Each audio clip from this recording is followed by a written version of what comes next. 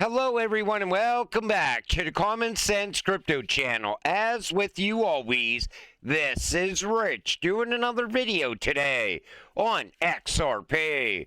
So I hope you're all having a wonderful day today, wherever you are in this great world.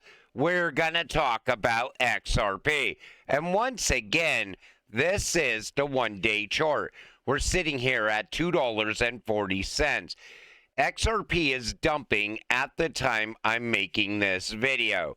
Is the bottom now in for XRP, or are we going to drop even lower? Only time will tell. If you look at the 7-day chart for XRP, though, ever since the crash happened, we're still holding up pretty well right now. Let's hope we continue at this price level before the breakout. I'm still expecting a rebound on XRP. And look at Bitcoin, back down under 111K. We're still following Bitcoin. I see so many people saying, why is it only XRP dipping right now? The whole market is dipping right now. But people only see XRP for some reason. It's like they have blinders on to every other cryptocurrency other than XRP. Fact of the matter is, we're still following Bitcoin. If Bitcoin dumps, the rest of the market dumps with it. And this is what's going on. Trump says U.S. is at a trade war with China. We're also in a currency war as well. Right now, it's like a rush to whoever backs their currency buy gold. The first one to do it, their currency is most likely going to skyrocket very quick. But whenever they talk about trade and talk about tariffs, we know how it plays out in the markets. It's like everybody just wants a break from this already. Every time the market starts looking good, right away they start bringing up tariffs again. It's like market manipulation. XRP looks like it wants to revisit $2. There's a chance XRP will revisit $2. I'm more optimistic that we're going to hold up from here. The market looks really good for XRP. And once the breakout begins, people are going to forget this time right now in crypto. You know, tariffs are going to be something of the past once we have the parabolic move upward. And it is definitely going to happen. Nobody wants to believe it on red days, but as soon as the market turns green right away, we're going to a $10,000 XRP again. We see it every single time. I see people making crazy predictions for XRP now as well. The same people that were calling for a $10 XRP, they're now calling for a $20 plus XRP. That's because you could see everything building for this cryptocurrency. And when it finally happens, it's going to be astonishing. This comes from Crypto Reviewing, and I thought this was a great post. You know what would be hilarious? Alt season. Sending altcoins to Valhalla. Now, when everyone has already given up. Think about it. The largest liquidation event of all time just happened. The majority are wrecked. What better time to full send the market? Realistically, it would take some time for the market to recover. But consider this. Altcoins have been consolidating for years now. Many are barely even up this cycle. Hence, why so many were expecting alt season to have arrived by now. And many plan to already be retired on a private yacht somewhere in the Bahamas. That's exactly why alt season hasn't happened. Too many were ready for it. Think about it. Like you're a market maker for a second. What's the best way to extract as much money as possible from the market? The answer? By liquidating investors. Buying altcoins at ridiculously cheap prices and then full sending the crypto market shortly after. Many would be sidelined. Many would FOMO in at the top, and then you can dump on their heads for insane profits and commence the bear market. As brutal as it sounds, it's a genius move. As cruel as it is, it makes sense. Don't be surprised if it happens next. You know, there's so many people that are not going to experience alt season. They're going to sell way too soon. Once everybody's euphoric about crypto, only so many people will still be holding crypto. Most will already have sold their entire bag. What I always tell you is don't sell too soon. You're going to have everybody calling the top time and time again. You cannot follow what other people are saying. Look around and look at what's going on around XRP when that time comes. Look at what's going on with the U.S. government. Are are they promoting crypto? I'm talking about really hyping it up because that's a sign that the top might be in. The one thing that really worries me, though, is the amount of money that's going to flow into the ETFs, because it's not just going to be a short-lived pump. It's going to be money coming in consistently month over month. So how does XRP top out in January or February if the ETFs go live in November? I'm thinking XRP is going to run longer than January or February. I think it's going to last into the summer of next year. We're just going to see new all-time high after new all-time high because of institutional money. And when you couple that with clarity, which we're supposed to have by the end of this year, I think that's most likely going to get delayed as well. Everything seems like it's going to be a bigger play in 2026. Not to say that the market, that XRP is not going to be in double digits already, and most people will be selling day after day. The top is in, a pullback happens. Everybody's going to want to sell because they're going to think we're going into the bear market, when in reality, we're just going into an extended run. I'm not worried that the bear market has started. This cycle has proven to be different in all ways. Uptober is downtober. Altcoins didn't break out at the exact same time as previous cycles. Bitcoin made a new all-time high before the halving. The 4-year cycle doesn't exist anymore, and I think we should erase the entire thesis of the 4-year cycle. I think that this cycle is going to be way longer, and I've been mentioning before that I think we're in Q3 of 2019. That means 1.5 or a year and a half to 2 years to go. I think the cycle will be over for some cryptocurrencies way before next year. I'm talking like by the end of this year. Bitcoin might have its major run-up sometime at the end of this year, possibly extending into January, but I don't see it going beyond that.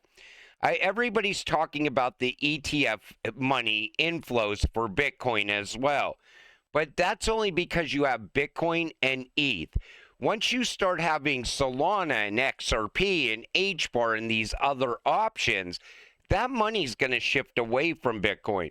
Nobody wants to believe it, but I see it happening. The faster we flush out the weak hands, the faster we can resume the trend up to all-time highs. That comes from Easy A. And he's right. The second that you sell is when this market will turn around. We've seen that happen to so many people in the past. I remember back in the run of 2021. People were like, I just sold XRP at like $1.10. Then it went on to reach $1.92 because nobody thought XRP was going to reach $1.92. Not with the Rippleverse SEC case being brand new and most of the exchanges already delisting XRP. So a lot of people sold that run too soon as well. But people were predicting $10 in that run before the Rippleverse SEC case even started. Not the end. Capitulation doesn't mark the end. Back in 2017, XRP had a huge capitulation wick. 6 weeks later, it exploded upside and never looked back. It just had the same capitulation event on Friday. And now everybody's saying expect a parabolic move next. Now, I don't think it's 6 weeks out. I think something's going to get XRP moving. What it will be, we really don't know yet. Maybe the government reopens and they fast track the XRP ETFs. That could really get things going. But I'm still optimistic that XRP is going to start to break out over the next week or two. Everybody's saying by the end of this month looks very promising for XRP to reach a new all-time high. Let's see if it happens. Ripple, Brad Garlinghouse, a federal judge said about the Gensler SEC. You got to take a listen to this. Brad was in D.C. and he had a few good things to say, and I want to share it with all of you. But I'm not going to play that 21-minute video of Brad that's going around X. I don't want to bore you to death with that. And I mean, look, you had a federal judge. This is a quote. A federal judge said about the Gensler SEC, they are not following a faithful allegiance to the law. Yeah, that's pretty damning for a federal judge who happened to be appointed by Obama, that they would come out and say that about a Biden SEC. I don't think we will go back to that. And frankly, I think the ship has sailed. I think that you can't put the genie back in the bottle in the United States. I don't think you really could, even though Biden may have tried with Gensler. But I think now that we are where we are, we are seeing many banks lean in. But for years, the U.S. was a frozen market. And he's not wrong. It was a frozen market, and all that innovation was moving outside the United States. And take notice, Brad said that ship has sailed. We're not going back to a crypto crackdown. Everything is still moving forward. He also said this, XRP has a CEO. Well, who is he? Everybody keeps saying that there's a CEO of XRP, and Brad addressed this as well. Well, so I think to some degree, the whole lawsuit for Ripple was about what is Ripple, which is a privately funded company that raised venture capital and issued stock associated with that. Those are securities. What is XRP, which is a technology, an open source technology that is kind of native to our products. We use XRP in our product stack, but there are scores of other companies building in and around the XRP ecosystem. People will say things like, well, XRP has a CEO. And I'm like, who is it? Ripple has a CEO. That's me. There's scores, if not 100 other CEOs building around the XRP ecosystem. And I think that's when I hear people say that, I think, okay, they're not educated about what's going on. And so we need to educate people. Obviously, you see that in a number of other tokens where there's a very distributed, very open source community. People don't understand. Ripple does not control XRP. It is open source. There have been amendments passed to the XRP open source technology that we opposed. We were against them, and they still passed. That's okay. That's open source technology. There's other things we have championed that have passed, but it takes 80% of the community approving those amendments, which Ripple doesn't have control of that. Mm-hmm. XRP has no CEO. Ripple has a CEO, which is Brad Garlinghouse. There's a big difference there.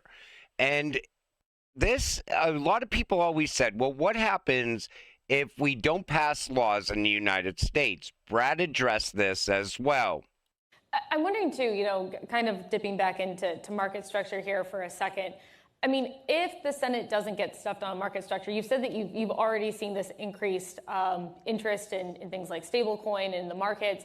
I mean, does that kind of put a freeze on things if there's no regulatory clarity coming from Congress this year, no certainty? Is that going to make it that much harder for a lot of the digital asset space to gain traction with companies, gain traction with banks?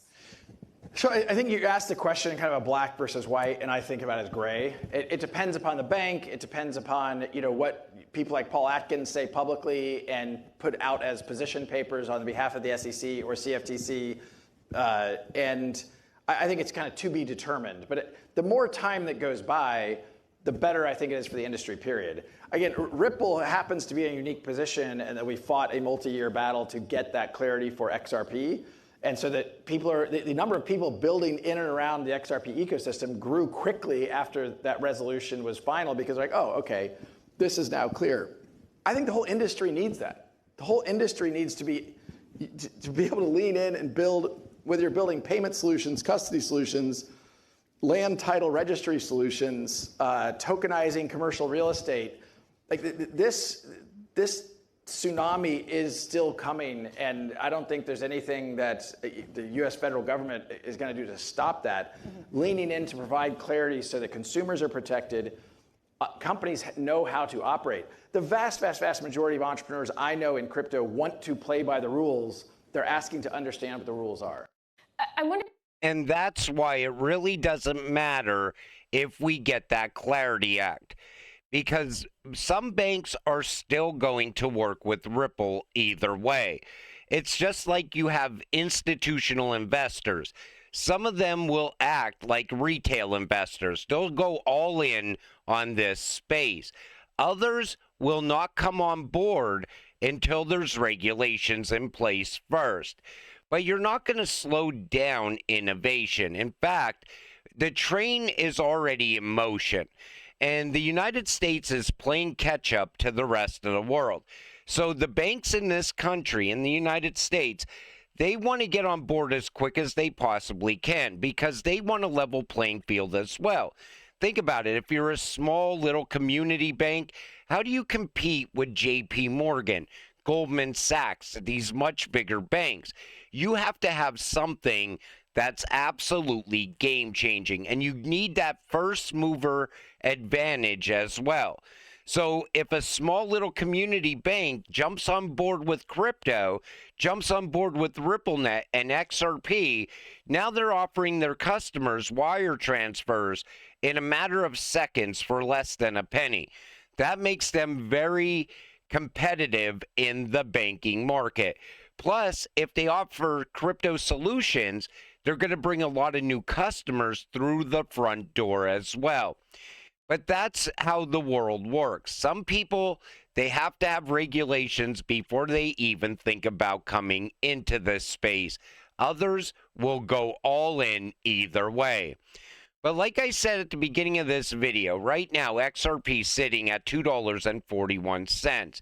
And are we going to see more downside? We really don't know yet, because tomorrow there might be more talk about tariffs on other countries. And we already know crypto doesn't like tariffs. I just want the market to really start moving. I understand your frustration, but you don't give up on red days, because the second you sell, the whales they're waiting there to buy your XRP. Some institutions are going to buy your XRP. You want to stay in the game because you're going to make money in the end. It's going to happen. We're going to see a parabolic rise in crypto. And most people that bought their XRP at 50 cents or less, they're already in profit. Even if you bought at $1 and change, you're still in profit right now. I understand some people new to crypto, they bought at $3 plus, but you're still going to make money as well.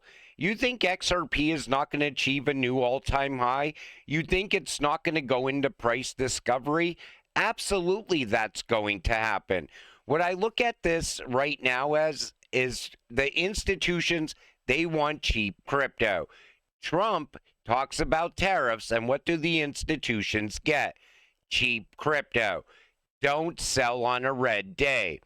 And until it happens, stay patient, stay positive, and let's get rich together. With that said, I'm going to wrap up this video. I want to thank you all for watching. I appreciate all of you. I'll see you in the next one. Have a great night.